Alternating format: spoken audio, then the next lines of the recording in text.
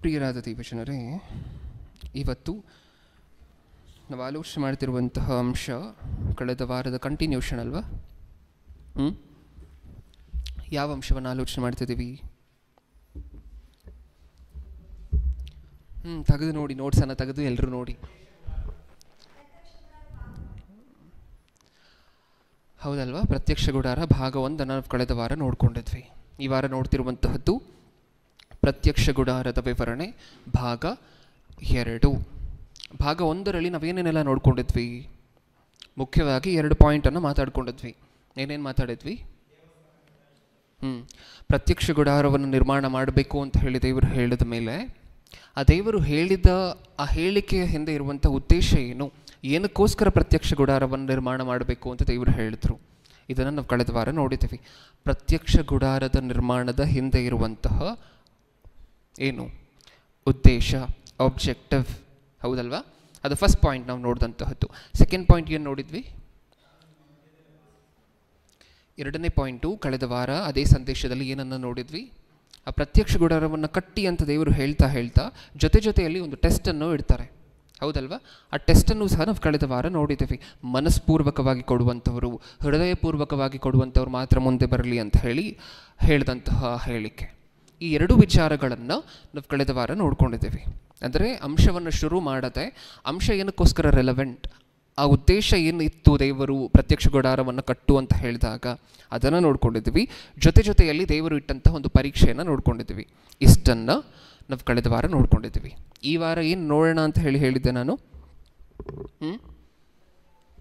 ವಿವರಣೆ. ಪ್ರತ್ಯಕ್ಷ ಗುಡಾರ ಒಳಗಡೆ ಹೋಗಿ ಅಲ್ಲಿ ಪ್ರತಿ ಐಟಮೂ ಸಹ ಏನೇನನ್ನು ಸೂಚಿಸುತ್ತೆ ಅದನ್ನು ನೋಡೋಣ ಅಂತ ಹೇಳಿ ನಾವು ಕಳೆದ ಸಾರಿ ಮಾತಾಡ್ಕೊಂಡಿದ್ವಲ್ವ 2ನೇ ಭಾಗದಲ್ಲಿ. ಇಷ್ಟಕ್ಕೂ ಈ ಪ್ರತ್ಯಕ್ಷ ಗುಡಾರದ ಸಮಾಚಾರ, ಪ್ರತ್ಯಕ್ಷ ಗುಡಾರದ ಮೆಷರ್ಮೆಂಟ್ಸು ಎಷ್ಟು ಬರ್ಸಿರ್ಬೋದು ದೇವರು? 1 ವಚನ, 2 ವಚನ, 2 ಅಧ್ಯಾಯ, 3 ಅಧ್ಯಾಯ, ಎಷ್ಟು ಬರ್ಸಿರ್ಬೋದು ಅಂತ ನಿಮಗೆ ಅನಿಸುತ್ತೆ? ಪ್ರತ್ಯಕ್ಷ ಗುಡಾರದ ಬಗ್ಗೆ, ಈ ಪ್ರತ್ಯಕ್ಷ ಗುಡಾರವನ್ನು ಹೀಗೆ ನಿರ್ಮಾಣ ಮಾಡಬೇಕು ಅಂತ ಎಷ್ಟು ಕಾಣಿಸುತ್ತೆ ನಮಗೆ ಸತ್ಯವೇದದಲ್ಲಿ ಅದಕ್ಕೆ ಸಂಬಂಧಪಟ್ಟಿರುವಂತಹ ಮಾಹಿತಿ? ವಿಮೋಚನ ಕಾಂಡ 25ನೇ, ನಾನು ಹೇಳ್ತಿರುವಂತಹದನ್ನು ಕೇಳಿಸ್ಕೊಳ್ಳಿ, ತೆಗಿಬೇಡಿ. ವಿಮೋಚನ ಕಾಂಡ 25ನೇ ಅಧ್ಯಾಯದಿಂದ ಶುರುವಾದರೆ ವಿಮೋಚನ ಕಾಂಡ 40ನೇ ಅಧ್ಯಾಯದವರೆಗೂ ಎಷ್ಟಾಯಿತು ಟೋಟಲ್ ಆಗಿ? 15. ವಿಮೋಚನ ಕಾಂಡ 25ರಿಂದ 40ವರೆಗೂ ಬರೀ ಪ್ರತ್ಯಕ್ಷ ಗುಡಾರದ ಡೆಸ್ಕ್ರಿಪ್ಷನ್, ಇದು ಹಿಂಗೆ ಇರಬೇಕು ಅಂತ ಹೇಳ್ತಾ ಹೋಗಿದ್ದಾರೆ ದೇವರು. ಎಷ್ಟು ಅಧ್ಯಾಯಗಳಾಯಿತು? 15. ಈಗ ವಿಮೋಚನ ಕಾಂಡ ಆದಮೇಲೆ ನೆಕ್ಸ್ಟ್ ಯಾವ ಕಾಂಡ ಬರುತ್ತೆ? ಯಾಜಕ ಕಾಂಡ. 1ನೇ ಅಧ್ಯಾಯದಿಂದ ಹಿಡಿದು 17ನೇ ಅಧ್ಯಾಯದವರೆಗೂ ಮತ್ತೆ ಇದನ್ನೇ ಮಾತಾಡ್ತಾರೆ. ಎಷ್ಟು ಅಧ್ಯಾಯದಲ್ಲಿ? 17. ವಿಮೋಚನ ಕಾಂಡದಲ್ಲಿ ಸುಮಾರು 15ರಿಂದ 16, ಯಾಜಕ ಕಾಂಡದಲ್ಲಿ 17, ಒಟ್ಟಾಗಿ ಸೇರಿಸಿ ಹೇಳಿ ಎಷ್ಟು ಅಧ್ಯಾಯ ಮಾತಾಡಿದ್ದಾರೆ ದೇವರು ಪ್ರತ್ಯಕ್ಷ ಗುಡಾರದ ಬಗ್ಗೆ? 32-33 ಅಧ್ಯಾಯಗಳು ಸುಮಾರು ಬರೀ ಪ್ರತ್ಯಕ್ಷ ಗುಡಾರದ ಬಗ್ಗೆ ಎಕ್ಸ್ಕ್ಲೂಸಿವ್ ಆಗಿ ಮಾತಾಡಿರುವಂತಹದ್ದು. ತಮಾಷೆನಾ?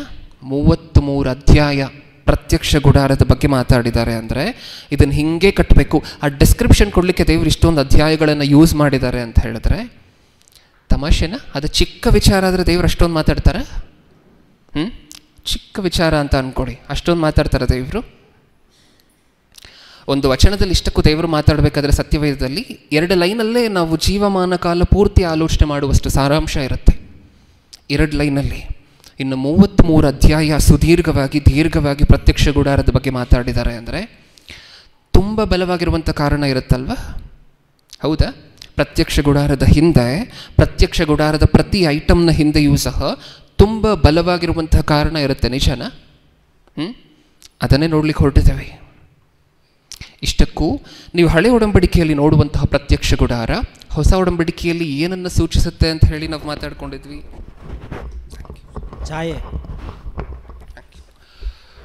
ಹೊಸ ಒಡಂಬಡಿಕೆಯಲ್ಲಿ ಏನನ್ನು ಸೂಚಿಸುತ್ತೆ ಅಂತ ಹೇಳಿ ಮಾತಾಡ್ಕೊಂಡಿದ್ವಿ ನಾವು? ಹೊಸ ಒಡಂಬಡಿಕೆಯಲ್ಲಿ ನಡಿಬೇಕಾಗಿರುವಂಥ ವಿಚಾರಗಳು, ಆತ್ಮಕ್ಕೆ ಸಂಬಂಧಪಟ್ಟಿರುವಂಥ ಸಾಕಷ್ಟು ವಿಚಾರಗಳನ್ನು ಪ್ರತ್ಯಕ್ಷ ಗುಡಾರ ರಿವೀಲ್ ಮಾಡ್ತಾ ಹೋಗುತ್ತೆ, ಹೌದಲ್ವಾ? ಅದಕ್ಕೆ ನಾವು ಅದನ್ನು ಹಿಂದೆ ನಡೆದು ಹೋಗಿದ್ರು, ಪ್ರತ್ಯಕ್ಷ ಗುಡಾರದ ಸಮಾಚಾರ ನಡೆದು ಹೋಗಿದ್ರು ಹಿಂದೆ. ಅದಕ್ಕೆ ಮತ್ತೆ ಹಿಂದೆ ಹೋಗಿ ಏನಕ್ಕೋಸ್ಕರ ಆಲೋಚನೆ ಮಾಡ್ತಿದ್ವಿ? ಆ ಪ್ರತ್ಯಕ್ಷ ಗುಡಾರ ನಿರ್ಮಾಣ ಮಾಡಬೇಕು ಅಂತ ಹೇಳಿ ದೇವರು ಹೇಳಿದ್ದಕ್ಕೆ ಅದರ ಹಿಂದೆ ಇರುವಂಥ ಉದ್ದೇಶ ಸಾಕಷ್ಟಿದೆ. ನಮ್ಗೆ ಅರ್ಥ ಆಗುವಂತಹ ಭಾಷೆಯಲ್ಲಿ ಹೇಳಬೇಕು ಅಂದರೆ, ಆ ಡೋರ್ ಹತ್ರ ನೀವು ಚೇರ್ ಹಾಕ್ಕೊಂಡು ಕೂತಿದ್ದೀರಾ ಅಂತ ಅಂದ್ಕೊಳ್ಳಿ. ಸಡನ್ನಾಗಿ ನಿಮಗೊಂದು ನೆರಳು ಬರುತ್ತೆ. ನೀವು ಕೂತಿದ್ದೀರಾ, ನಿಮಗೊಬ್ಬ ವ್ಯಕ್ತಿಯ ನೆರಳು ಕಾಣಿಸುತ್ತೆ. ಆ ನೆರಳು ಏನನ್ನು ತೋರಿಸುತ್ತೆ? ನಾವು ಬರೋದನ್ನ ತೋರಿಸುತ್ತೆ. ಸುಮ್ಮನೆ ನೆರಳು ಬರುತ್ತಾ? ಸುಮ್ಮನೆ ನೆರಳು ಬರುತ್ತಾ? ಅದರ ಹಿಂದೆ ಒರಿಜಿನಲ್ ಇದ್ದರೆ ಅಲ್ವಾ ಡೂಪ್ಲಿಕೇಟ್ ಆಗಿ ನೆರಳು ಬರುವಂತಹದ್ದು. ಆ ನೆರಳಿನ ಹಿಂದೆ ಒರಿಜಿನಲ್ ಆಗಿರುವಂಥ ಸಬ್ಸ್ಟೆನ್ಸ್ ಇದ್ದರೆ ಅಲ್ವಾ ನಿಮಗದರ ಛಾಯೆಯಾಗಿ ನೆರಳು ಶ್ಯಾಡೋ ಆಗಿ ಬೀಳುವಂತಹದ್ದು. ಹೌದಾ? ಹಾಗೆ ಹಳೆ ಒಡಂಬಡಿಕೆಯಲ್ಲಿ ಪ್ರತ್ಯಕ್ಷ ಗುಡಾರದ ಬಗ್ಗೆ ಏನು ಸುದೀರ್ಘವಾಗಿ ದೇವರು ಹೇಳಿದ್ದಾರೆ, ಇದೆಲ್ಲವೂ ಸಹ ನಮಗೊಂದು ಸಮಾಚಾರವನ್ನು ಹೇಳ್ತಾನೆ ಬರುತ್ತೆ. ಅದು ಸತ್ಯವೇದದಲ್ಲಿ ಬರೆಸಿರುವಂತಹ ಮಾತು. ಒಂದು ಸಾರಿ ನೋಡೋಣ. ಇಬ್ರಿಯರಿಗೆ ಬರೆದ ಪತ್ರಿಕೆ 8ನೇ ಅಧ್ಯಾಯ 5ನೇ ವಚನ.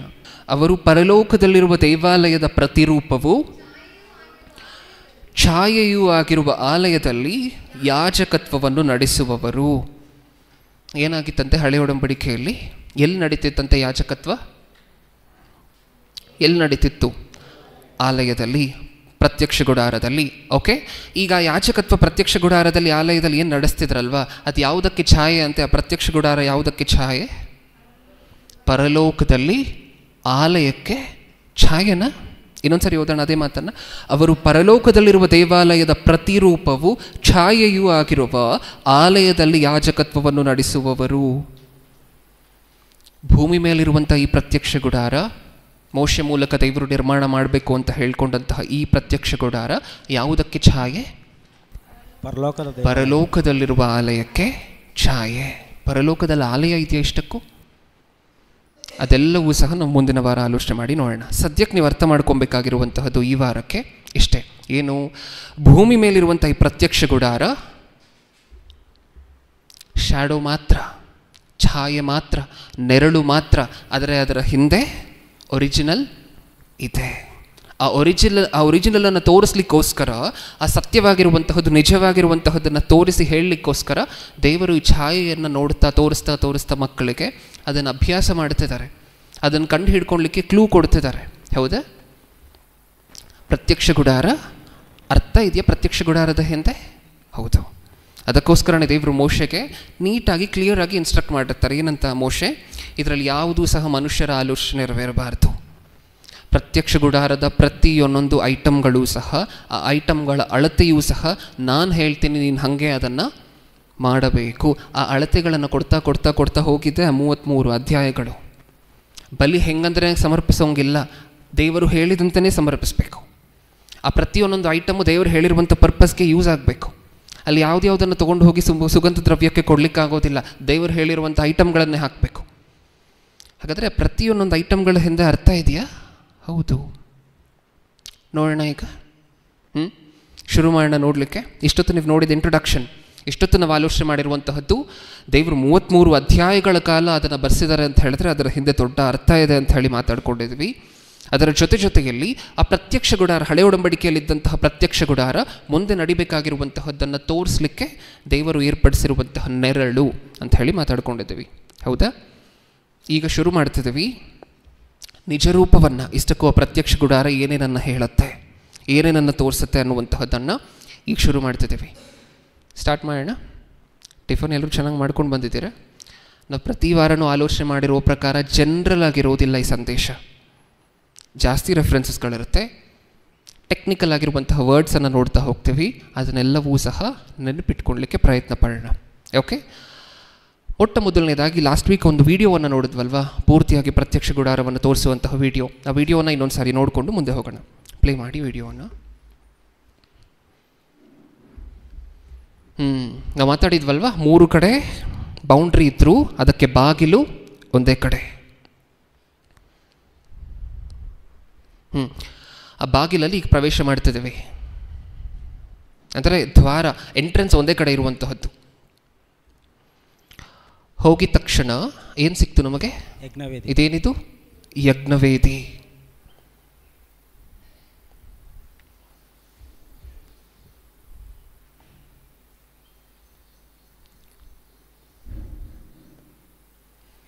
ಬಲಿಪಶುಗಳು,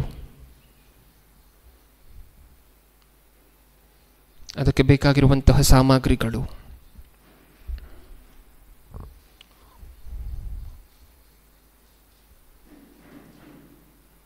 ಯಾಜಕರು ಈ ಕೆಲಸವನ್ನೆಲ್ಲ ಮಾಡಬೇಕು. ಬಲಿಯಾದ ನಂತರ ಆ ರಕ್ತವನ್ನು ಚುಮ್ಮಬೇಕು, ಹಚ್ಚಬೇಕು. ಇದೆಲ್ಲ ದೇವರೇ ಹೇಳಿರ್ತಾರೆ ಏನೇನು ಮಾಡಬೇಕು ಬಲಿಯಾದ ನಂತರ ಅಂದ ತಕ್ಷಣ.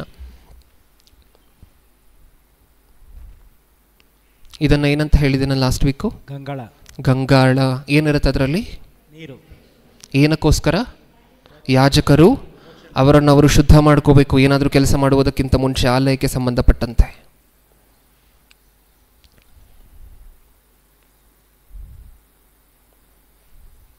ಆ ತೆರೆಯ ಆ ಕಡೆ ಏನಿರುತ್ತೆ? ಪರಿಶುದ್ಧ ಸ್ಥಳ. ಆ ಪರಿಶುದ್ಧ ಸ್ಥಳದಲ್ಲಿ ಇರುವಂತಹ 3 ಸಾಮಗ್ರಿಗಳು. ನೆಕ್ಸ್ಟ್ ಪ್ಲೇ ಮಾಡಿ ಅಣ್ಣ, ಪ್ಲೇ ಮಾಡಿ.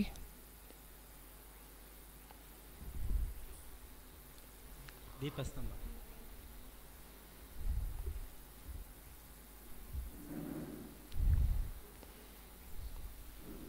ರೊಟ್ಟಿ ಇಡುವ ಮೇಜು, ಅದು ಸಹ ಹೇಗಿರಬೇಕು? ಲೆಕ್ಕ ಪ್ರಕಾರ.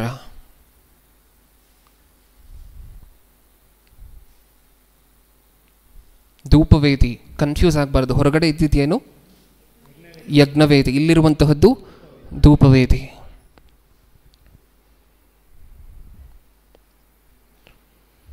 ಈಗ ತೆರೆ ಆ ಕಡೆ ಏನಿರುತ್ತೆ? ಅತಿ ಪರಿಶುದ್ಧವಾಗಿರುವಂಥ ಸ್ಥಳ. ಇದು ದೇವರ ಮಂಜೂಷ, ಕೃಪಾಸನ, ಅದರ ಮೇಲೆ ಕೆರೂಬಿಯರು.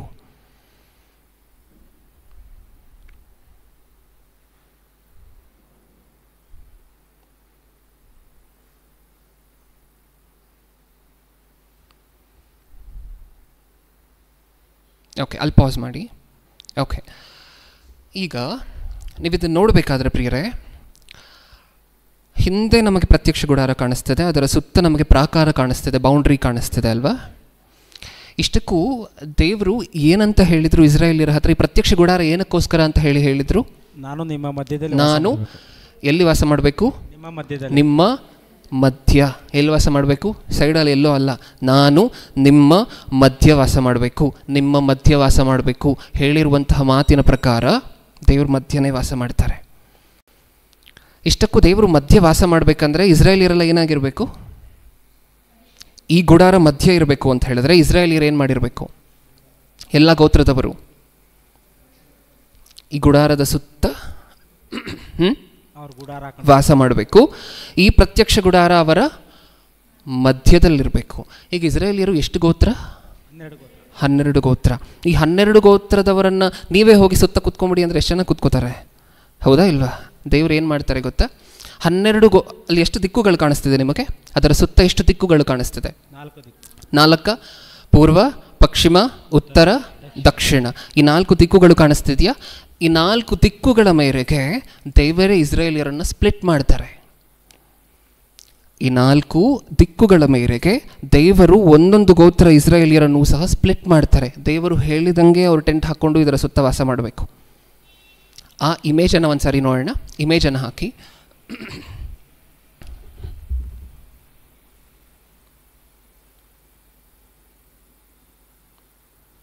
ಏನು ಕಾಣಿಸ್ತಿದೆ ನಮ್ಗೆ ಅದರಲ್ಲಿ? ಅಲ್ಲಿ ಮಧ್ಯ ಇದೆಯಲ್ವ ಪ್ರಿಯರೇ? ಬ್ಲ್ಯಾಕ್ ಕಲರಲ್ಲಿ ಝೂಮ್ ಮಾಡು ದೀಕ್ಷಿತ್ ಅದನ್ನು. ಆ ಬ್ಲ್ಯಾಕ್ ಕಲರಲ್ಲಿ ಕಾಣಿಸ್ತಿದೆಯಲ್ವ, ಅದೇನು? ಪ್ರತ್ಯಕ್ಷ ಗುಡಾರ. ಹೌದಲ್ವಾ? ಈಗ ಸ್ವಲ್ಪ ಝೂಮ್ ಔಟ್ ಮಾಡು. ಅದರ ಸುತ್ತ ಕಾಣಿಸ್ತಿದೆಯಲ್ವ, ಏನೇನು ಕಾಣಿಸ್ತಿದೆ ನಮಗೆ?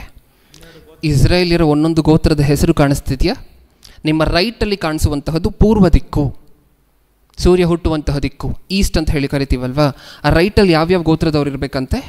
ಮೊಟ್ಟ ಮೊದಲನೇದಾಗಿ ಯೂದ ಗೋತ್ರದವರು, ಯೆಹೂದ ಅಂತ ನಿಮಗೆ ಹೆಸರು ಕಾಣಿಸ್ತಿರಬೇಕು. ನೆಕ್ಸ್ಟ್ ಇಸ್ಸಾಕಾರ್ ಗೋತ್ರದವರು, ಹಾಗೆ ಜೆಬುಲೂನ್ ಗೋತ್ರದವರು. ಈ 3 ಗೋತ್ರಗಳು ಎಲ್ಲಿರಬೇಕು? ಈಸ್ಟ್, ಪೂರ್ವದಲ್ಲೇ ಇರಬೇಕು. ನಾರ್ತಲ್ಲಿ ಯಾವ್ಯಾವ ಗೋತ್ರದವರು ಇರಬೇಕು?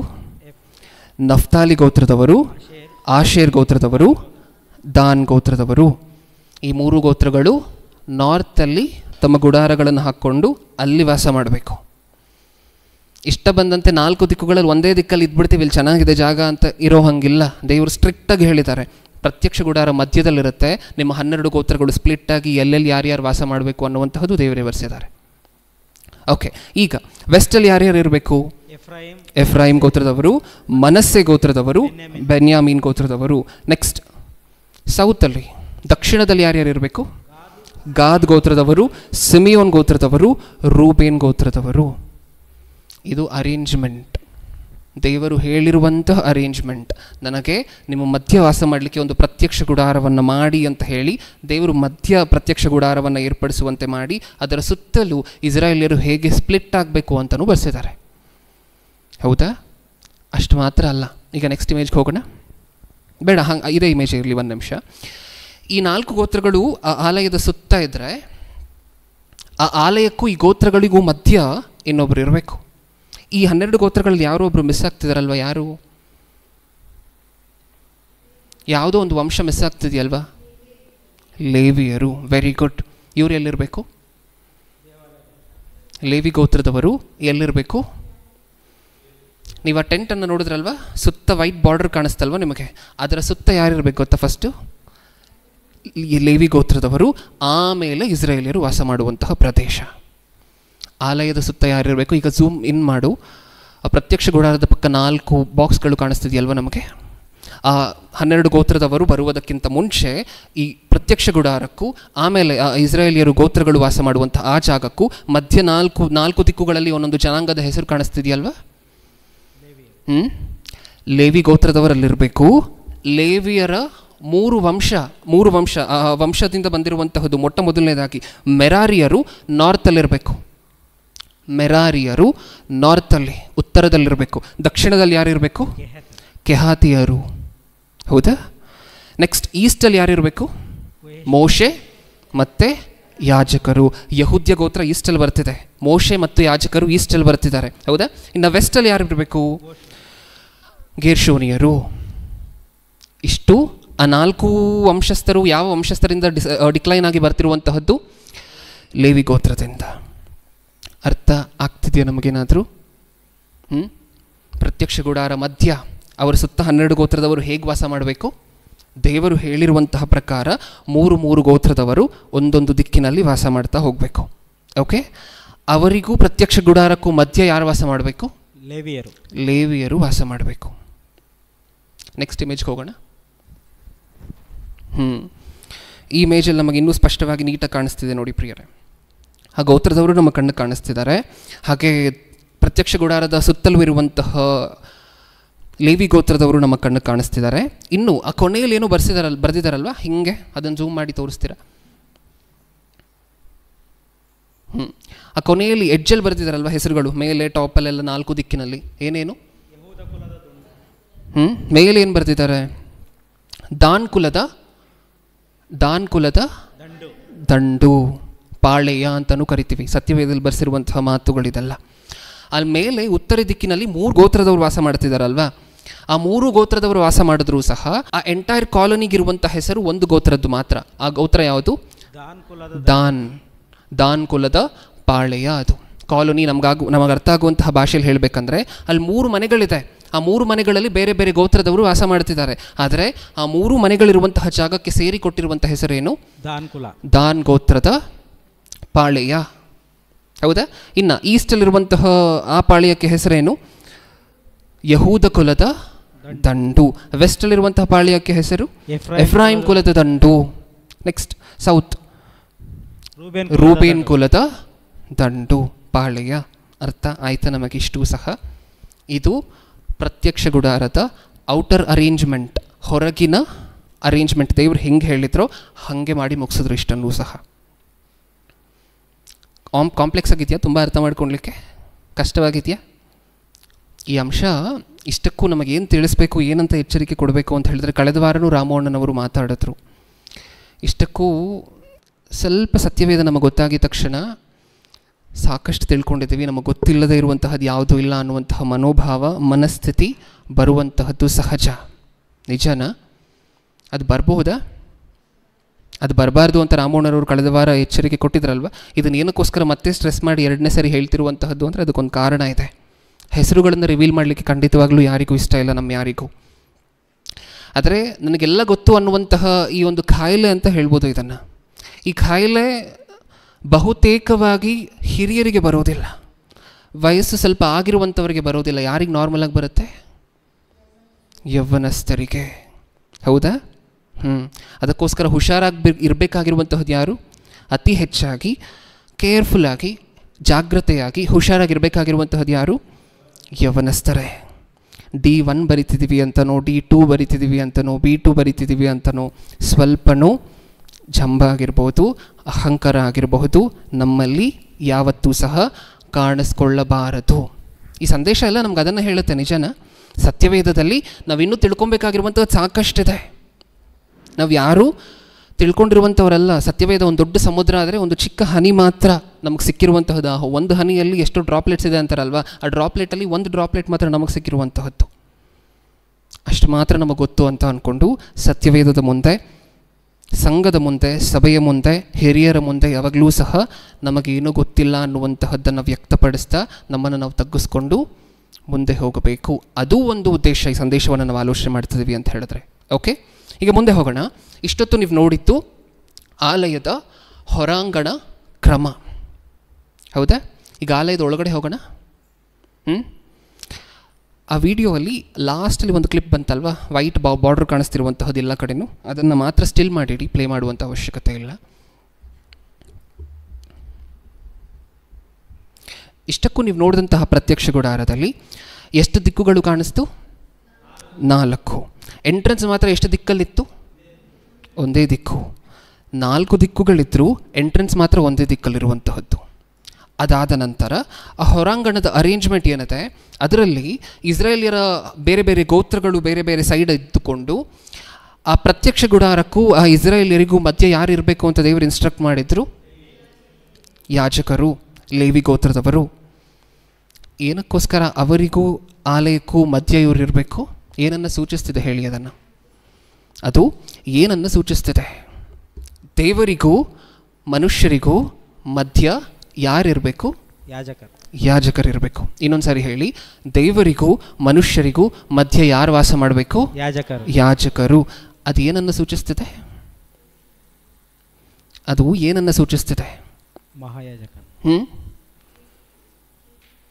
ಯೇಸು ಕ್ರಿಸ್ತರನ್ನ. ನಾವು ಯಾಜಕರಲ್ವಾ? ನೀವು ಯಾಜಕರಲ್ವಾ? 1 ಪೇತ್ರನ ಪತ್ರಿಕೆ 2ನೇ ಅಧ್ಯಾಯ 9ನೇ ವಚನ. ಏನಂತೆ ನಾವು?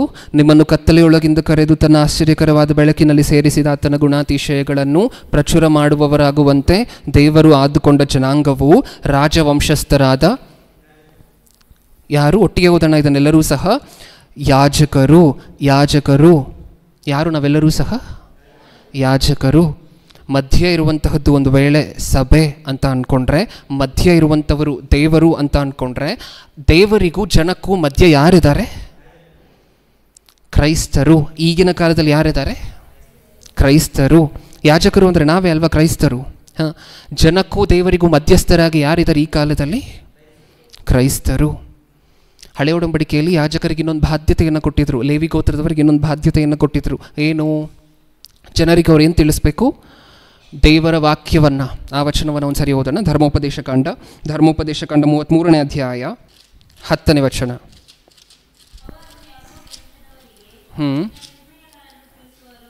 ಅವರು ಯಾವ ವಂಶದ ಬಗ್ಗೆ ಮಾತಾಡ್ತಿದ್ದಾರೆ ಇಲ್ಲಿ? 8ನೇ ವಚನ ಓದೋಣ. ಲೇವಿ ಕುಲದ ವಿಷಯದಲ್ಲಿ ಹೀಗಂದನು.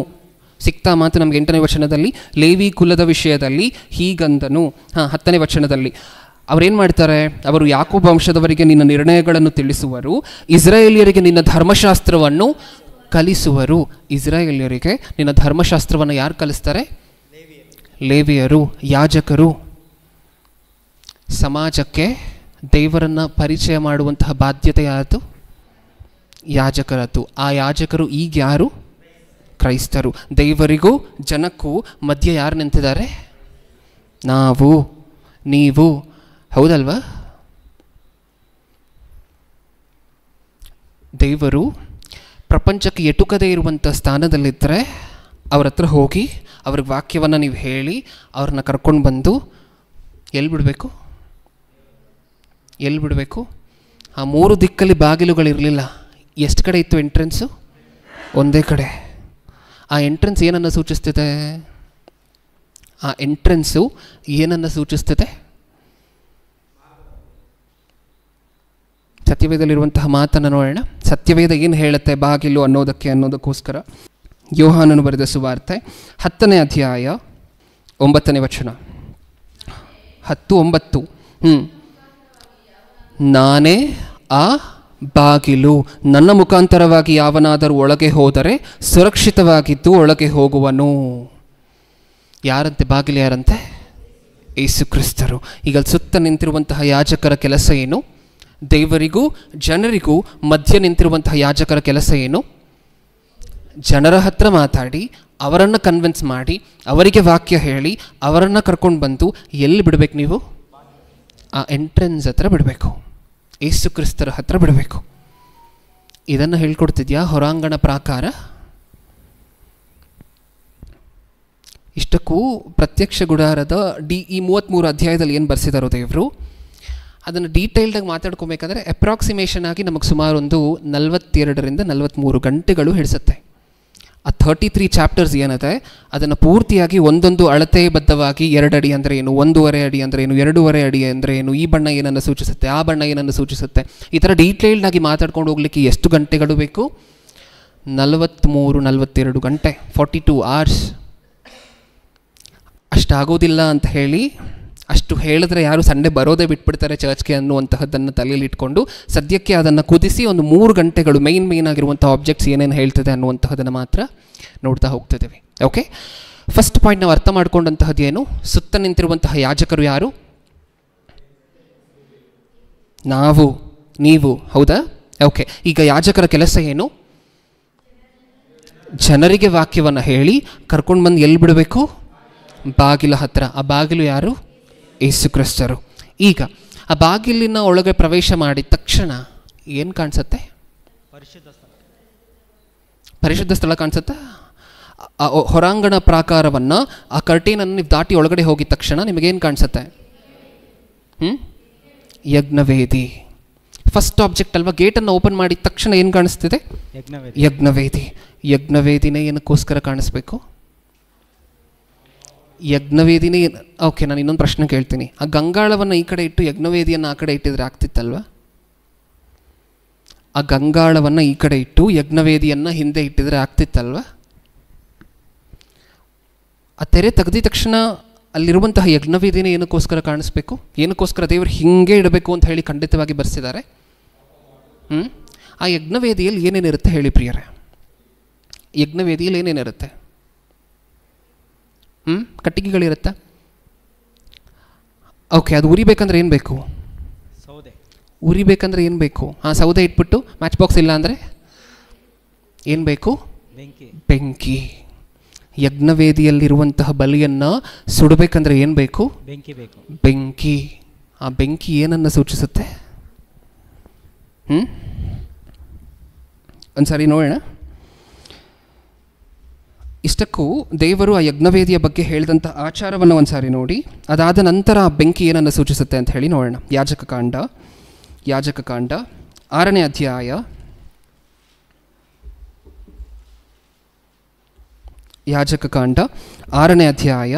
13ನೇ ವಚನ.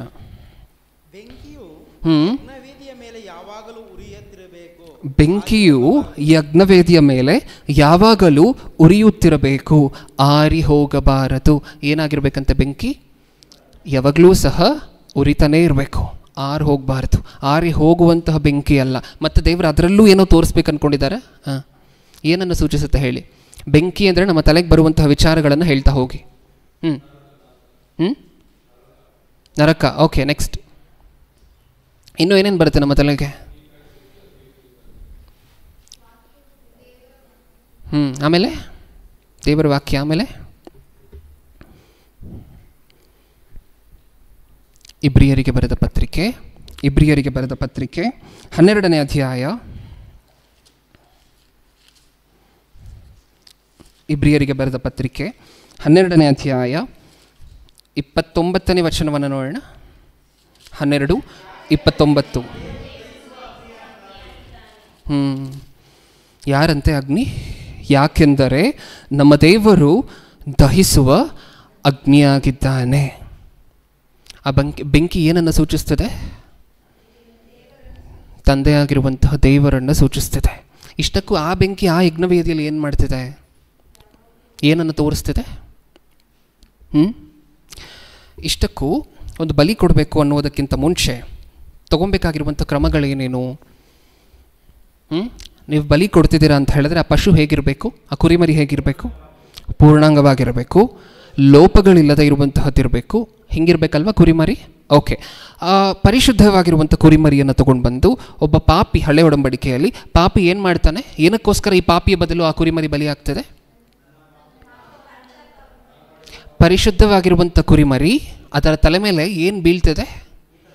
ಈತನು ಮಾಡ್ತಿರುವಂತಹ ತಪ್ಪುಗಳು, ಪಾಪಗಳು ಆ ಕುರಿಮರಿ ಮೇಲೆ ಬೀಳ್ತಿದೆಯಾ?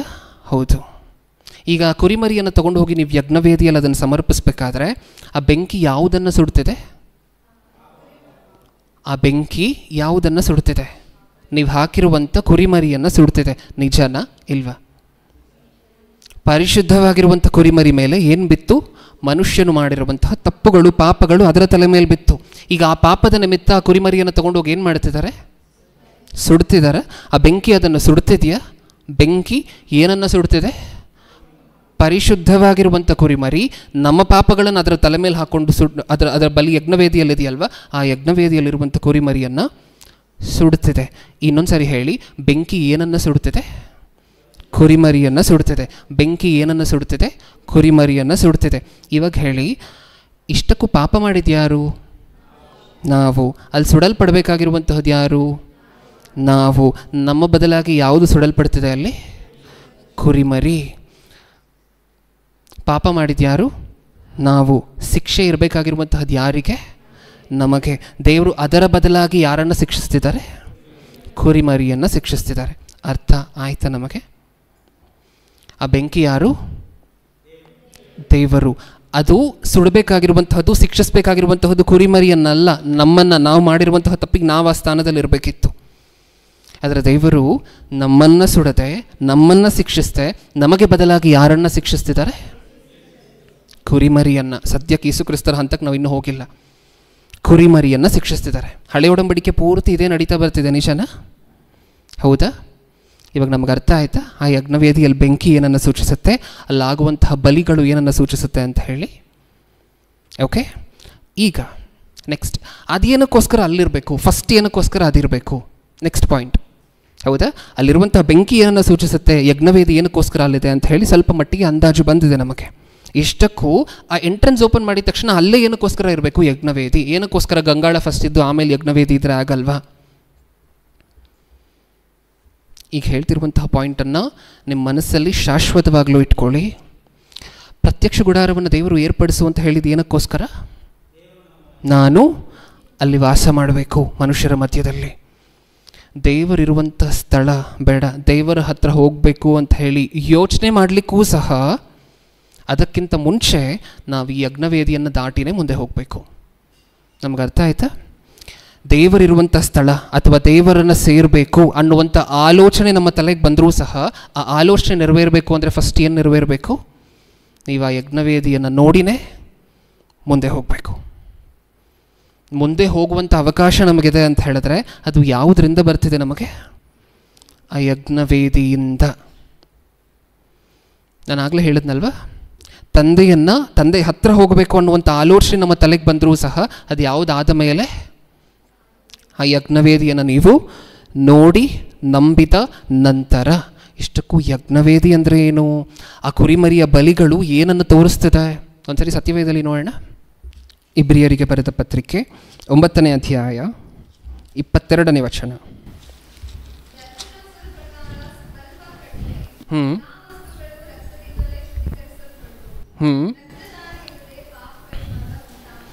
ರಕ್ತಧಾರೆ ಇಲ್ಲದೆ ಪಾಪ ಪರಿಹಾರ ಉಂಟಾಗುವುದಿಲ್ಲ. ರಕ್ತಧಾರೆ ಆಗಬೇಕಾ ಪಾಪ ಪರಿಹಾರಕ್ಕೆ? ಹಾಂ. ರಕ್ತ ಆ ಬಲಿಪೀಠದ ಮೇಲೆ ಚುಮ್ಮದೆ. ಇಷ್ಟಕ್ಕೂ ಇನ್ನೂ ಏನು ಹೇಳಿದ್ರು ಗೊತ್ತಾ? ಇನ್ನೂ ಸ್ಪೆಸಿಫಿಕ್ಕಾಗಿ ಏನು ಹೇಳಿದ್ರು ಗೊತ್ತಾ ದೇವರು? ನೀವು ಬಲಿ ಕೊಟ್ಟ ನಂತರ ರಕ್ತವನ್ನು ಏನು ಮಾಡಬೇಕು? ಬಲಿಪೀಠದ ಮೇಲೆ ಎರಚಬೇಕು, ಚುಮ್ಮಬೇಕು. ಒಂದ್ಸರಿ ಆ ಮಾತನ್ನು ಸಹ ನೋಡೋಣ. ಯಾಜಕ ಕಾಂಡ 17ನೇ ಅಧ್ಯಾಯ 11ನೇ ವಚನ. ಯಾಕೆಂದರೆ ಪ್ರತಿ ದೇಹಿಗೂ ರಕ್ತವೇ ಪ್ರಾಣಾಧಾರ. ಅಂಥ ರಕ್ತವನ್ನು ನೀವು ಯಜ್ಞವೇದಿಗೆ ಎರಚಿ ನಿಮಗೋಸ್ಕರ ದೋಷ ಪರಿಹಾರ ಮಾಡಿಕೊಳ್ಳಬೇಕೆಂದು ನಿಮಗೆ ಅನುಗ್ರಹ ಮಾಡಿದ್ದೇನೆ. ಏನು ಮಾಡಬೇಕಂತ? ರಕ್ತವನ್ನು ಬಲಿ ಕೊಟ್ಟ ನಂತರ ಎರಚಬೇಕಾ? ಏನನ್ನು ಸೂಚಿಸ್ತಿದೆ ಇದೆಲ್ಲವೂ ಸಹ? ಕುರಿಮರಿಯನ್ನು ನೀವು ಬಲಿ ಕೊಡ್ತೀರಾ, ಒಂದು ಪಶುವನ್ನು ನೀವು ಬಲಿ ಕೊಡ್ತೀರಾ. ಬಲಿ ಕೊಟ್ಟ ನಂತರ ಹೇಳಿ, ಬಲಿ ಕೊಟ್ಟ ನಂತರ ಅದನ್ನೇನು ಮಾಡಬೇಕು? ರಕ್ತವನ್ನು ಯಜ್ಞವೇದಿಯ ಮೇಲೆ ಎರಚಬೇಕು. ಏನೇನು ತೋರಿಸ್ತಿದೆ ಪ್ರಿಯರೇ ನಮಗಿದೆಲ್ಲ?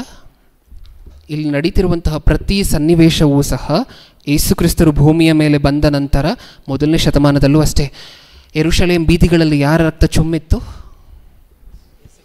ಯೇಸು ಕ್ರಿಸ್ತರ ರಕ್ತ. ಹೌದಾ? ಇದಕ್ಕೇನ ಕುರಿಮರಿ ಬಲಿ ಕೊಡಬೇಕು ಅಂತ ಹೇಳಿದ್ದು ದೇವರು? ಯೇಸು ಕ್ರಿಸ್ತರ ಮರಣ ನಿಮಗೋಸ್ಕರ. ಈ ಕುರಿಮರಿ ಹೇಗೆ ನೀವು ಮಾಡಿರುವಂತಹ ತಪ್ಪುಗಳನ್ನೆಲ್ಲ, ಈ ನಿರ್ದೋಷವಾಗಿರುವಂತಹ, ಪೂರ್ಣಾಂಗವಾಗಿರುವಂತಹ, ಲೋಪವಿಲ್ಲದೆ ಇರುವಂಥ ಕುರಿಮರಿ ಹೇಗೆ ನೀವು ಮಾಡಿರುವಂತಹ ತಪ್ಪನ್ನು ತನ್ನ ಮೇಲೆ ಹಾಕ್ಕೊಂಡು ಶಿಕ್ಷೆಯನ್ನು ಅನುಭವಿಸ್ತಿದ್ಯೋ ಆ ಯಜ್ಞವೇದಿಯ ಮೇಲೆ, ನೀವು ಮಾಡಿರೋ ತಪ್ಪಿನ ನಿಮಿತ್ತ ಈ ಯಜ್ಞವೇದಿಯಲ್ಲಿ ಯಾವ ಥರ ಬಲಿ ಆಗ್ತಿದೆಯೋ ಇದೇ ರೀತಿ ಶಾಶ್ವತವಾಗಿ ಒಂದೇ ಸರಿ ಬಲಿ ಆಗಲಿಕ್ಕೆ ಒಬ್ಬರು ಬರ್ತಾರೆ. ಅವರು ನಿಮ್ಮ ಪಾಪಗಳ ನಿಮಿತ್ತ ಬಲಿ ಆಗ್ತಾರೆ. ಒಂದೇ ಸರಿ ನಡೆಯುವಂತಹ ಬಲಿ ಅದು. ಮತ್ತೆ ಮತ್ತೆ ಮತ್ತೆ ಕುರಿಮರಿಗಳನ್ನು ಬಲಿ ಕೊಡುವಂಥ ಅವಶ್ಯಕತೆ ಇಲ್ಲ. ಆ ಮುಂದೆ ಬರುವಂತಹ ಒಂದೇ ಒಂದು ಸರಿ ಬಂದು ಬಲಿ ಆಗ್ತಾರಲ್ವ, ಆ ಬಲಿಯನ್ನು ತೋರಿಸ್ತಿದೆಯಂತೆ ಈ ಬಲಿಪೀಠ, ಯಜ್ಞವೇದಿ. ಅಲ್ಲಿ ಮುಂದೆ ಒಂದು ದಿನ ಆಗುವಂತಹ ಬಲಿಯನ್ನು ಪ್ರತಿ ಪಾಪ ಮಾಡಿದಾಗ, ಒಬ್ಬ ಮನುಷ್ಯ ಪ್ರತಿ ಸರಿನೂ ಪಾಪ ಮಾಡಿದಾಗ ತೊಗೊಂಡು ಬಂದು ಬಲಿ ಪಶುವನ್ನು ಬಲಿ ಕೊಡ್ತಿದ್ದಾನಲ್ವ, ಅದು ಏನನ್ನು ಸೂಚಿಸ್ತಿದೆ? ಮುಂದೆ ಒಂದು ದಿನ ಒಬ್ಬರು ಬಂದು, ಒಂದು ನಿರ್ದೋಷವಾಗಿರುವಂಥ ಕುರಿಮರಿ ಬಂದು ಒಂದೇ ಸರಿ ಇಡೀ ಪ್ರಪಂಚದ ಪಾಪಗಳಿಗೋಸ್ಕರ ಬಲಿಯಾಗ್ತಾರೆ. ಈ ಕುರಿಮರಿ ಹೇಗೆ ಪಾಪಗಳನ್ನು ತನ್ನ ಮೇಲೆ ಹಾಕ್ಕೊಂಡು ಬಲಿಯಾಗ್ತಿದೆಯೋ ಆ ಯಜ್ಞವೇದಿಯಲ್ಲಿ, ಅದೇ ರೀತಿ ಯೇಸು ಕ್ರಿಸ್ತರು ನಿರ್ದೋಷವಾಗಿರುವಂಥ ಕುರಿಮರಿಗೆ ಹೋಲಿಸಲ್ಪಟ್ಟು, ಆ ನಿರ್ದೋಷವಾಗಿರುವಂಥ ಕುರಿಮರಿ ತಪ್ಪು ಮಾಡಿಲ್ಲ, ಪಾಪ ಮಾಡಿಲ್ಲ. ನಮ್ಮ ಪಾಪಗಳು, ನಮ್ಮ ತಪ್ಪುಗಳು ಯಾರ ತಲೆ ಮೇಲೆ ಬೀಳ್ತದೆ? ಯೇಸು ಕ್ರಿಸ್ತರ ಮೇಲೆ. ಅವರು ಬಲಿಯಾಗ್ತಾರೆ. ಆ ಬೆಂಕಿ ಅದನ್ನು ಶಿಕ್ಷಿಸುತ್ತೆ, ಸುಡುತ್ತೆ. ಯಾರಿಗೋಸ್ಕರ? ನಮ್ಮ ಪಾಪಗಳ ನಿಮಿತ್ತ. ಒಂದು ಸರಿ ನೋಡೋಣ, ಇನ್ನೊಂದು ರೆಫರೆನ್ಸ್ ನೋಡೋಣ, ಕ್ಲಿಯರಾಗಿ ಅರ್ಥ ಆಗೋಗುತ್ತೆ ನಮಗೆ. ಇಬ್ರಿಯರಿಗೆ ಬರೆದ ಪತ್ರಿಕೆ 10ನೇ ಅಧ್ಯಾಯ 12ನೇ ವಚನ, 10-12. ಆದರೆ ಈ ಯಾಜಕನು ಪಾಪ ನಿವಾರಣೆಗೋಸ್ಕರ ನಿರಂತರವಾಗಿ ನಿಲ್ಲುವ ಒಂದೇ ಯಜ್ಞವನ್ನು ಸಮರ್ಪಿಸಿ ದೇವರ ಬಲಗಡೆಯಲ್ಲಿ ಕೂತುಕೊಂಡನು. ಹೇಗೆ ನಿಲ್ಲುತ್ತಂತೆ ಈ ಯಜ್ಞ? ಈಗ ಸಮರ್ಪಣೆ ಆದಂತಹ ಈ ಯಜ್ಞ ಹೇಗೆ ನಿಲ್ಲುತ್ತಂತೆ? ಎಷ್ಟು ಕಾಲ ಇರುತ್ತಂತೆ? ಮತ್ತೆ ಮತ್ತೆ ಮತ್ತೆ ಕುರಿಮರಿಗಳನ್ನು ಬಲಿ ಕೊಡಬೇಕಾಗಿರುವಂಥ ಅವಶ್ಯಕತೆ ಇಲ್ಲ. ಒಂದೇ ಸಾರಿ ಶಾಶ್ವತವಾಗಿ ನಿಲ್ಲುವಂತಹ ಯಜ್ಞ. ಅದು ಪ್ರಪಂಚ ಅಂತ್ಯ ಆಗುವವರೆಗೂ ಆ ಬಲಿಪೀಠದ ಮೇಲೆ ಇರುತ್ತೆ. ಆ ಬಲಿ ಅದು ಸುಡಲ್ಪಡ್ತಾನೆ ಇರುತ್ತೆ. ಅದು ಯಜ್ಞವಾಗೇ ಇರುತ್ತೆ. ಇದನ್ನು ತೆಗೆದು ಇನ್ನೊಂದು ಸಾರಿ ಇನ್ನೊಂದು ಜಂತುವನ್ನು ತೊಗೊಂಡು ಬಂದು ಯಜ್ಞ ಮಾಡಬೇಕಾಗಿರುವಂಥ ಅವಶ್ಯಕತೆ ಇಲ್ಲ. ಇನ್ನೊಂದು ಸರಿ ಓದೋಣ. ಈ ಯಾಜಕನು ಪಾಪ ನಿವಾರಣೆಗೋಸ್ಕರ ನಿರಂತರವಾಗಿ ನಿಲ್ಲುವ ಒಂದೇ ಯಜ್ಞವನ್ನು ಸಮರ್ಪಿಸಿ, ನಿರಂತರವಾಗಿ ನಿಲ್ಲುವ, ಈ ಪದಕರ್ತ ಏನು? ನಿರಂತರವಾಗಿ ನಿಲ್ಲುವ. ಆ ಪದಕರ್ತ ಏನು? ಯೇಸು ಕ್ರಿಸ್ತರು ಈ ಭೂಮಿಯ ಮೇಲೆ ಬರುವುದಕ್ಕಿಂತ ಮುಂಚೆ ಇದ್ದಂತಹ ಜನರ ಪಾಪದ ನಿಮಿತ್ತವಾಗಿ, ಯೇಸು ಕ್ರಿಸ್ತರು ಈ ಭೂಮಿ ಮೇಲಿದ್ದಾಗ ಜನರು ಮಾಡಿದಂತಹ ಪಾಪದ ನಿಮಿತ್ತವಾಗಿ, ಇನ್ನು ಮುಂದೆ ಯೇಸು ಕ್ರಿಸ್ತರು ಪರಲೋಕಕ್ಕೆ ಹೋದ ನಂತರವೂ ಇನ್ನು ಮುಂದೆ ಜನರು ಮಾಡುವಂತಹ ಪಾಪಕ್ಕಾಗಿ ಒಂದೇ ಸಾರಿ ನಿತ್ಯವಾಗಿ ನಿಲ್ಲುವಂತಹ ಬಲಿಯನ್ನು ಯಾರು ಸಮರ್ಪಿಸಿದ್ರು? ಆ ಕುರಿಮರಿ ಯಾರು? ಯೇಸು ಕ್ರಿಸ್ತರು. ಹೌದಾ? ಇವಾಗ ನೀವು ಹೇಳಿ, ಆ ಕರ್ಟೇನ್ ತೆಗೆದ ತಕ್ಷಣ ಫಸ್ಟ್ ಏನಕ್ಕೋಸ್ಕರ ಬಲಿಪೀಠವನ್ನು ಇಟ್ಟಿದ್ದಾರಲ್ಲಿ?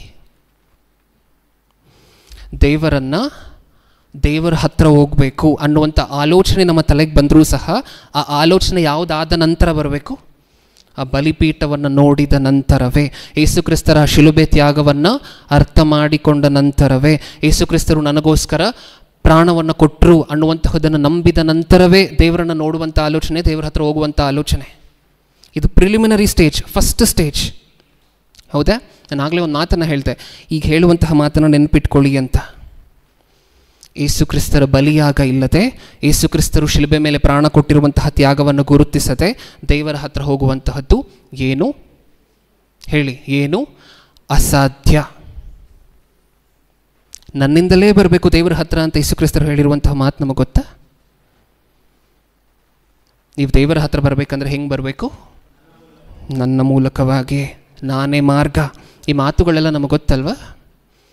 ಕರ್ಟೆನ್ ತೆಗೆದ ತಕ್ಷಣ ಏನು ಕಾಣಿಸುತ್ತೆ? ಬಲಿಪೀಠ. ಅದನ್ನು ನೋಡಿ ಆ ಬಲಿಪೀಠದಲ್ಲಿ ಯೇಸುಕ್ರಿಸ್ತರ ಬಲಿ, ಯೇಸುಕ್ರಿಸ್ತರ ತ್ಯಾಗ, ಯೇಸುಕ್ರಿಸ್ತರು ನಮ್ಮ ಪಾಪಗಳ ನಿಮಿತ್ತ ಪ್ರಾಣ ಕೊಟ್ಟಿರುವಂತಹ ತ್ಯಾಗ, ಅದನ್ನು ಗುರುತಿಸಿ ಹೌದು ನನ್ನ ರಕ್ಷಕರು ನನ್ನ ಪಾಪಗಳ ನಿಮಿತ್ತ ಪ್ರಾಣ ಕೊಟ್ಟರು ಅಂತ ಹೇಳಿ ಒಪ್ಕೊಂಡ ನಂತರವೇ ಮುಂದೆ ದೇವರ ಹತ್ರ ಹೋಗುವಂಥ ಆಲೋಚನೆ ಆಮೇಲೆ ಬರಬೇಕು ನಮ್ಮ ತಲೆಗಳಿಗೆ. ಇವಾಗ ನೀವು ಹೇಳಿ, ಪ್ರಪಂಚದಲ್ಲಿ ಎಷ್ಟೋ ಜನ ಒಳ್ಳೆಯ ಕೆಲಸಗಳನ್ನು ಮಾಡುವಂಥವರಿದ್ದಾರೆ, ಹೆಲ್ಪ್ ಮಾಡುವಂಥವರಿದ್ದಾರೆ, ₹1 kg ಅಕ್ಕಿ ಕೊಡುವಂಥವರಿದ್ದಾರೆ. ಹೌದಾ? Bill and Melinda Gates foundation ಇವೆಲ್ಲ ಗೊತ್ತಲ್ವ ನಮಗೆ? ಇನ್ಫೋಸಿಸಲ್ಲಿ ಇರುವಂತಹ ಫೌಂಡೇಶನ್ಗಳು ಗೊತ್ತಲ್ವ? ಕೋಟ್ಯಾಂತರ ರೂಪಾಯಿ ಸಹಾಯ ಮಾಡ್ತಾರೆ ಬಡವರಿಗೆ. ಅದೆಲ್ಲ ಪ್ರೈಮ್ ಕ್ರೈಟೀರಿಯಾ ಏನು ದೇವರ ಹತ್ರ ಹೋಗಬೇಕು ಅಂತ ಹೇಳಿದ್ರೆ, ಯೇಸು ಕ್ರಿಸ್ತರು ಶಿಲುಬೆ ಮೇಲೆ ನನಗೋಸ್ಕರ ಪ್ರಾಣ ಕೊಟ್ಟರು, ನನ್ನ ಪಾಪಗಳ ನಿಮಿತ್ತ ಪ್ರಾಣ ಕೊಟ್ಟರು.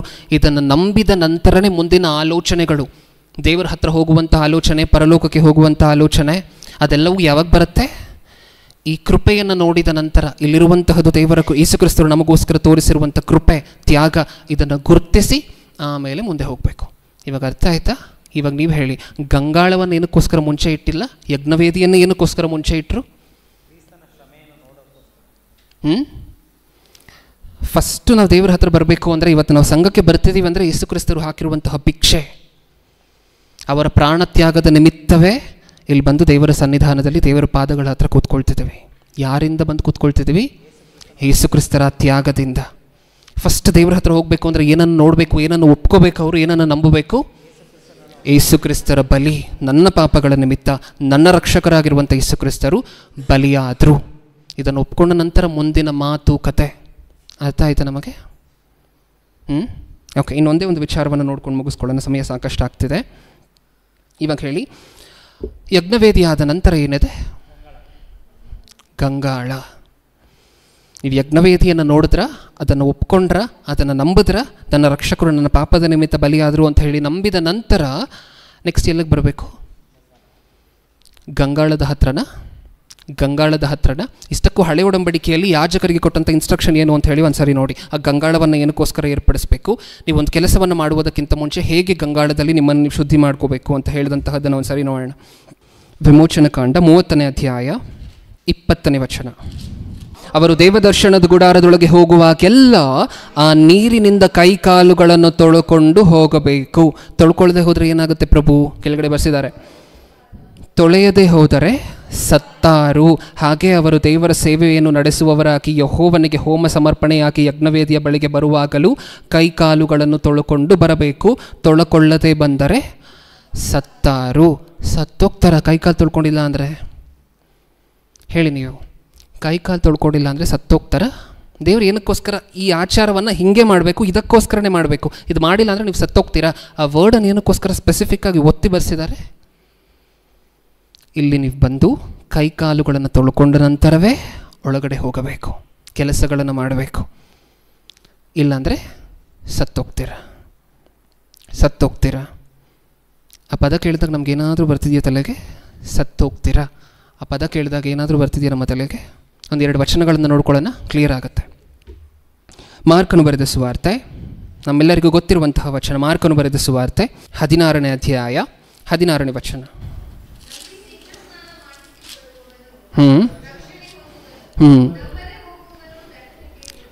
ನಂಬಿ ದೀಕ್ಷಾ ಸ್ನಾನ ಮಾಡಿಸಿಕೊಳ್ಳುವವನು ರಕ್ಷಣೆ ಹೊಂದುವನು, ನಂಬದೆ ಹೋಗುವವನು ದಂಡನೆಗೆ ಗುರಿಯಾಗುವನು. ಈ ದಂಡನೆಗೆ ಇನ್ನೊಂದು ಹೆಸರಿದೆಯಲ್ವ? ಏನು? ಪ್ರಕಟಣೆ ಗ್ರಂಥ 20ನೇ ಅಧ್ಯಾಯ 14ನೇ ವಚನ. ಆಮೇಲೆ ಮೃತ್ಯುವು ಪಾತಾಳವು ಬೆಂಕಿಯ ಕೆರೆಗೆ ದೊಬ್ಬಲ್ಪಟ್ಟವು. ಬೆಂಕಿಯ ಕೆರೆಗೆ ದೊಬ್ಬಲ್ಪಡುವಂತಹದ್ದು ಅಂದರೆ ನರಕಕ್ಕೆ ಹೋಗುವಂತಹದ್ದು, ನಿಜನಾ ಇಲ್ವಾ? ಹೌದಾ? ಆ ನರಕಕ್ಕೆ ಹೋಗೋದಕ್ಕಿರುವಂಥ ಇನ್ನೊಂದು ಹೆಸರೇನು? ಆ ಬೆಂಕಿಯ ಕೆರೆಯೇ ಎರಡನೆಯ ಮರಣವು.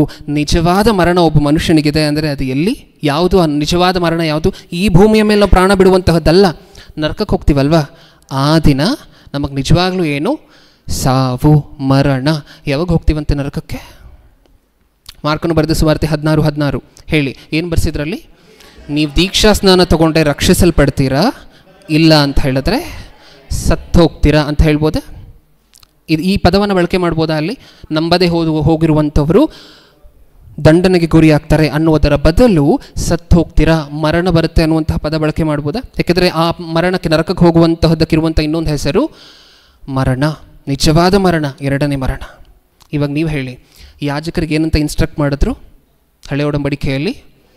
ನೀವು ಹೋಗುವುದಕ್ಕಿಂತ ಮುಂಚೆ, ನೀವು ಕೆಲಸಗಳನ್ನು ಮಾಡುವುದಕ್ಕಿಂತ ಮುಂಚೆ ನೀವೇನು ಮಾಡಬೇಕು? ನಿಮ್ಮನ್ನು ನೀವು ಶುದ್ಧ ಮಾಡಿಕೊಂಡು ನಿಮ್ಮ ಕೈ ಕಾಲುಗಳನ್ನು ತೊಳ್ಕೊಂಡೇ ಮಾಡಬೇಕು, ಇಲ್ಲಾಂದರೆ ಸತ್ತು ಹೋಗ್ತೀರಾ. ಇವಾಗ ಹಿಂದೆಯಿಂದ ಒಂದು ಸರಿ ಬರೋಣ. ಸ್ಕ್ರೀನ್ ಓಪನ್ ಮಾಡಿದ ತಕ್ಷಣ ಏನು ಕಾಣಿಸ್ತು? ಯಜ್ಞವೇದಿ. ಆ ಯಜ್ಞವೇದಿ ಏನನ್ನು ಹೇಳ್ತಿದೆ ನಮಗೆ? ಪ್ರಪ್ರಥಮವಾಗಿ ಆ ಯಜ್ಞವೇದಿಯಲ್ಲಿ ನನ್ನ ಪ್ರಭು ನನಗೋಸ್ಕರ ಬಲಿಯಾಗಿದ್ದಾರೆ ಅಂತ ಹೇಳಿ ಒಪ್ಕೋಬೇಕು, ನಂಬಬೇಕು. ಅದಾದ ನಂತರ ಸೆಕೆಂಡ್ ಸ್ಟೆಪ್ ಏನು? ನನ್ನ ಪ್ರಭು ನನಗೋಸ್ಕರ ಶಿಲುಬೆ ಮೇಲೆ ನನ್ನ ಪಾಪಗಳ ನಿಮಿತ್ತ ಪ್ರಾಣ ಕೊಟ್ಟರು ಅಂತ ಹೇಳಿ ನಂಬಿ, ನನ್ನ ಪಾಪಗಳನ್ನು ನಾನು ತೊಳ್ಕೊಳ್ಲಿಕ್ಕೆ ಒಂದು ಚಾನ್ಸ್ ಕೊಟ್ಟಿದ್ದಾರೆ, ಅವಕಾಶ ಕೊಟ್ಟಿದ್ದಾರೆ ಅಂತ ಹೇಳಿ ಮುಂದೆ ಬಂದು ಸ್ಟೆಪ್ 2 ಅಲ್ಲಿ ದೀಕ್ಷಾ ಸ್ನಾನ ತಗೊಬೇಕು. ಎಷ್ಟು ನೀಟಾಗಿ ಸ್ಕೆಡ್ಯೂಲ್ ಮಾಡಿದ್ದಾರೆ ನೋಡಿ. ಇವಾಗ ಹೇಳಿ, ಗಂಗಾಳವನ್ನು ಏನಕ್ಕೋಸ್ಕರ ಫಸ್ಟ್ ಇಟ್ಟಿಲ್ಲ? ಯಾರನ್ನಾದರೂ ನೀವು ಯೇಸು ಕ್ರಿಸ್ತರ ತ್ಯಾಗದ ಬಗ್ಗೆ, ಯೇಸು ಕ್ರಿಸ್ತರು ನಮ್ಮ ಪಾಪಗಳ ನಿಮಿತ್ತ ಶಿಲುಬೆ ಮೇಲೆ ಮರಣ ಹೊಂದಿದ್ರು, ಈ ಮಾತನ್ನು ಹೇಳಿದೆ ಯಾರಿಗಾದರೂ ಕರ್ಕೊಂಡು ಹೋಗಿ ದೀಕ್ಷಾ ಸ್ನಾನ ಕೊಡಿಸಿದ್ರೆ, ನೀವು ದೀಕ್ಷಾ ಸ್ನಾನ ಕೊಡಿಸಿರುವಂತಹದ್ದೇ ವೇಸ್ಟ್. ಹೌದಾ ಇಲ್ವಾ? ದೀಕ್ಷಾ ಸ್ನಾನ ತಗೊಳ್ಳುವುದಕ್ಕಿಂತ ಮುಂಚೆ ಏನು ಗೊತ್ತಿಲ್ಲ ಅಂದರೂ ಪ್ರಪಂಚದಲ್ಲಿ ಏನು ಮಾತ್ರ ಗೊತ್ತಿರಬೇಕು? ನನ್ನ ಪ್ರಭು ನನ್ನ ಪಾಪಗಳ ನಿಮಿತ್ತ ಪ್ರಾಣ ಕೊಟ್ಟಿದ್ದಾರೆ. ಇದನ್ನು ನಂಬಿದ ನಂತರನೇ ದೀಕ್ಷಾ ಸ್ನಾನ. ಆ ಯಜ್ಞವೇದಿಯನ್ನು ನೋಡಿದ ನಂತರನೇ ಗಂಗಾಳ. ಅರ್ಥ ಆಯ್ತಾ? ಇನ್ನೊಂದೆರಡು ವಚನಗಳನ್ನು ನೋಡ್ಕೊಂಡು ಬೇಗ ಮುಗಿಸ್ಕೊಳ್ಳೋಣ. ಕೊರಿಂಥದವರಿಗೆ ಬರೆದ ಮೊದಲನೇ ಪತ್ರಿಕೆ 6ನೇ ಅಧ್ಯಾಯ 11ನೇ ವಚನ. ನಿಮ್ಮಲ್ಲಿ ಕೆಲವರು ಅಂಥವರಾಗಿದ್ದೀರಿ, ಆದರೂ ಕರ್ತನಾದ ಯೇಸು ಕ್ರಿಸ್ತನ ಹೆಸರಿನಲ್ಲಿಯೂ ನಮ್ಮ ದೇವರ ಆತ್ಮದಲ್ಲಿಯೂ ತೊಳ್ಕೊಂಡಿರಿ. ನಿಮ್ಮನ್ನು ನೀವು ಶುದ್ಧಿ ಮಾಡಿಕೊಂಡಿದ್ದೀರಾ. ಹಳೆ ಒಡಂಬಡಿಕೆಯಲ್ಲಿ ತೊಳ್ಕೊಬೇಕಾಗಿರುವಂತಹದ್ದು ಏನರಿಂದ? ಕೈಕಾಲುಗಳನ್ನು ನೀರಿನಿಂದ. ಹೊಸ ಒಡಂಬಡಿಕೆಯಲ್ಲಿ ಆ ಗಂಗಾಳ, ಹೊಸ ಒಡಂಬಡಿಕೆಯಲ್ಲಿ ಪ್ರತಿಯೊಬ್ಬೊಬ್ಬರಿಗೂ ಆಗುವಂತಹ ದೀಕ್ಷಾ ಸ್ನಾನವನ್ನು ಸೂಚಿಸುವಂತಹ ಶುದ್ಧತೆ. ಅರ್ಥ ಆಯ್ತಾ? 2 ವಿಚಾರಗಳನ್ನು ಮಾತಾಡ್ಕೊಂಡಿದ್ದೀವಿ ಇವತ್ತು. ಪ್ರಪ್ರಥಮವಾಗಿ ನೀವು ಸ್ಕ್ರೀನನ್ನು ಕರ್ಟೇನನ್ನು ಓಪನ್ ಮಾಡಿದ ತಕ್ಷಣ, ಆ ಎಂಟ್ರೆನ್ಸಲ್ಲಿ ನೀವು ಎಂಟರ್ ಆಗಿದ ತಕ್ಷಣ ಪ್ರಪ್ರಥಮವಾಗಿ ಕಾಣಿಸುವಂತಹದ್ದು ಯಜ್ಞವೇದಿ. ಆದರೆ ಯಜ್ಞವೇದಿಯನ್ನು ನಂಬಿ, ಯಜ್ಞವೇದಿಯನ್ನು ನೋಡಿ, ಯಜ್ಞವೇದಿಯ ಬಗ್ಗೆ ಆಲೋಚನೆ ಮಾಡಿ ಮುಂದೆ ಗಂಗಾಳದ ಹತ್ರ ಬರಬೇಕು. ಯಜ್ಞವೇದಿ ಸೂಚಿಸುವಂತಹದ್ದು ಯೇಸು ಕ್ರಿಸ್ತರು ಶಿಲುಬೆ ಮೇಲೆ ನಮಗೋಸ್ಕರ ಮಾಡಿದಂತಹ ಪ್ರಾಣತ್ಯಾಗವನ್ನಾದರೆ, ಆ ಗಂಗಾಳದಲ್ಲಿರುವಂತಹ ನೀರು ಏನನ್ನು ಸೂಚಿಸುತ್ತೆ? ನಮ್ಮ ಪಾಪಗಳನ್ನು ನಾವು, ಆ ಯೇಸು ಕ್ರಿಸ್ತರು ನಮಗೋಸ್ಕರ ಪ್ರಾಣ ಕೊಟ್ಟಿರುವಂತಹ ಆ ಕಾರಣದ ನಿಮಿತ್ತ ನಮ್ಮ ಪಾಪಗಳನ್ನು ನಾವು ಈ ನೀರಿನಲ್ಲಿ ತೊಳ್ಕೋಬಹುದು. ಆ ನೀರಿನಲ್ಲಿ ನಮ್ಮ ಪಾಪಗಳನ್ನು ನಾವು ಶುದ್ಧಿ ಮಾಡ್ಕೊಳ್ತೀವಲ್ವ, ಅದಕ್ಕೆ ನೆರಳು ಏನು? ಅದಕ್ಕೆ ನೆರಳು ಯಾವುದು? ಗಂಗಾಳ. ಯೇಸು ಕ್ರಿಸ್ತರು ಶಿಲುಬೆ ಮೇಲೆ ಪ್ರಾಣ ಕೊಟ್ಟಿದ್ದಕ್ಕೆ ನೆರಳು ಯಜ್ಞವೇದಿ. ಬ್ಯಾಪ್ಟಿಸಮ್ಗೆ ನೆರಳು ಗಂಗಾಳ. ಅರ್ಥ ಆಯಿತಾ ನಮಗೆ? ಹೊಸ ಒಡಂಬಡಿಕೆಯಲ್ಲಿ ನಡೆಯುವಂತಹ ಪ್ರತಿಯೊಂದೊಂದು ಆಚಾರಗಳಿಗೂ ಸಹ ಹಳೆ ಒಡಂಬಡಿಕೆಯಲ್ಲಿದ್ದಂತಹ ಪ್ರತ್ಯಕ್ಷ ಗುಡಾರ, ನೆರಳು, ಛಾಯೆ. ದೇವರು ಇಷ್ಟೇ ಮೆಷರ್ಮೆಂಟಲ್ಲಿ ಏನಕ್ಕೋಸ್ಕರ ಮಾಡಬೇಕು ಅಂತ ಹೇಳಿದ್ರಿಂದ ಈ ಕಾರಣಗಳ ನಿಮಿತ್ತ. 1000 ವರ್ಷಗಳಿಂದ ತೋರಿಸ್ಕೊಂಡು ಬರ್ತಿದ್ದಾರೆ ಪ್ರಿಯರೇ. ಮುಂದೆ ಈ ಥರದ್ದೊಂದು ಕಾರ್ಯಕ್ರಮ ಇದೆ.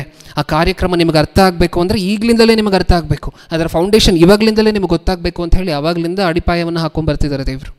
ಯಾವಾಗ ಮೋಶೆ, ಯಾವಾಗ ಯೇಸು ಕ್ರಿಸ್ತರು ಪ್ರಾಣ ಕೊಟ್ಟಂತಹದ್ದು, ಹೌದಲ್ವಾ? ಅದನ್ನು ಒಂದ್ಸರಿ ಗುರುತಿಸೋಣ. ನಿಮಗೆ ಗೊತ್ತಿರುವಂಥವ್ರು ಅಥವಾ ನಿಮ್ಮಲ್ಲಿ ಯಾರಾದರೂ ಇನ್ನೂ ಸಹ ಆ ಬಲಿಪೀಠದ ಹತ್ರ ಹೋಗಿ ಆ ಬಲಿಪೀಠವನ್ನು ಪೂರ್ಣವಾಗಿ ನಂಬದೇ ಇರುವಂಥವ್ರು, ಅಥವಾ ಗಂಗಾಳದ ಹತ್ರ ಹೋಗಿ ತಮ್ಮನ್ನು ತಾವು ಶುದ್ಧ ಮಾಡ್ಕೊಳ್ದೇ ಇರುವಂಥವ್ರಿದ್ದರೆ ದಯವಿಟ್ಟು ಮಾಡ್ಕೊಳ್ಳಿ. 101% ಯಾವುದು ಮಾತ್ರ ಕರೆಕ್ಟು? ಯೇಸು ಕ್ರಿಸ್ತರಿಲ್ಲದೆ ದೇವರ ಹತ್ರ ಹೋಗುವಂತಹದ್ದು ಅಸಾಧ್ಯ. ಆ ಬಲಿಪೀಠವನ್ನು ದಾಟಿನೇ ಹೋಗಬೇಕು. ಆ ಗಂಗಾಳದಲ್ಲಿ ಶುದ್ಧಿ ಮಾಡಿಕೊಂಡೇ ಒಳಗೆ ಪ್ರವೇಶ ಮಾಡುವಂತಹ ಚಾನ್ಸ್ ಇರುವಂತಹದ್ದು. ಮಾಡ್ತೀವ ಈ ಕೆಲಸವನ್ನು? ಓಕೆ, ಕಣ್ಮುಚ್ಚಿ ಮುಂದಿನ ತೆರೆ ಒಳಗಡೆ ಏನೇನಿದೆ ಐಟಮ್ಗಳು, ಅದು ಒಂದೊಂದು ಪ್ರತಿಯೊಂದೊಂದು ಸಾಮಗ್ರಿಗಳು ಸಹ ಏನೇನು ಹೇಳುತ್ತೆ ಅನ್ನುವಂತಹದನ್ನು ಮುಂದಿನ ವಾರ ಮಾತಾಡ್ಕೊಳ್ಳೋಣ. ಪ್ರೀತಿಯುಳ್ಳ ಪರಲೋಕದಲ್ಲಿರುವ ನಮ್ಮ ತಂದೆ, ಅಪ್ಪ, ನೀವು ನಮಗೋಸ್ಕರ ಹಾಕಿರುವಂಥ ಸಂಕಲ್ಪ, ನೀವು ನಮಗೋಸ್ಕರ ತಗೊಂಡಿರುವಂತಹ ನಿರ್ಧಾರ, ನೀವು ನಮಗೆ ಕಲಿಸ್ಬೇಕು ಅಂತ ಅಂದ್ಕೊಂಡಿರುವಂತಹ ಕ್ರಮಗಳು, ಪ್ರತಿಯೊಂದೊಂದು 1000 ವರ್ಷಗಳಿಂದ ನೀವು ಹಾಕ್ಕೊಂಡಿರುವಂತಹ ಪ್ರಣಾಳಿಕೆ, ಅದು ಇವತ್ತು ನಮಗೆ ಅರ್ಥ ಆಗಿದೆ ತಂದೆ. ಹಳೆಯ ಒಡಂಬಡಿಕೆಯಲ್ಲಿ 33 ಅಧ್ಯಾಯಗಳು ಸುದೀರ್ಘವಾಗಿ ಇದನ್ನು ಏನಕ್ಕೋಸ್ಕರ ಬರೆಸಿದ್ರಿ, ಇಷ್ಟೇ ಅಳತೆಯಲ್ಲಿ ಇದು ಇಲ್ಲೇ ಇರಬೇಕು ಅಂತ ಹೇಳಿ ಏನಕ್ಕೋಸ್ಕರ ಖಡಾಖಂಡಿತವಾಗಿ ಹೇಳಿದ್ದೀರಾ ಅನ್ನುವಂಥದ್ದು ನಮಗೆ ಇವಾಗ ಅರ್ಥ ಆಗ್ತದೆ. ನಮ್ಮನ್ನು ನೀವು ಇಷ್ಟೊಂದು ಪ್ರೀತಿ ಮಾಡ್ತೀರಾ, ನಮ್ಮ ಬಗ್ಗೆ ನೀವು ಇಷ್ಟೊಂದು ಕಾಳಜಿ ತೊಗೊಳ್ತೀರಾ, ಸಾವಿರಾರು ವರ್ಷಗಳ ಹಿಂದೆಯೇ ನಮ್ಮ ಬಗ್ಗೆ ನೀವು ಆಲೋಚನೆ ಮಾಡಿ ನಮ್ಮ ಭವಿಷ್ಯತ್ನ ನಿಮಿತ್ತ ನೀವು ಅಡಿಪಾಯ ಹಾಕಿರುವಂತಹ ತಂದೆ ಅಪ್ಪ. ಅದಕ್ಕೋಸ್ಕರ ನಿಮ್ಮ ಕೃತಜ್ಞತೆಗಳು.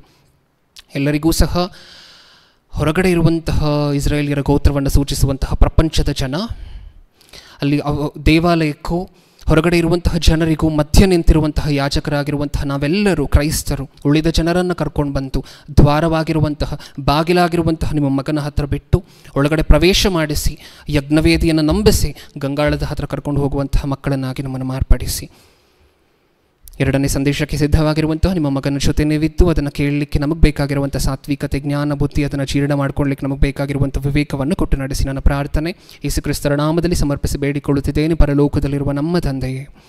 ಆಮೆನ್.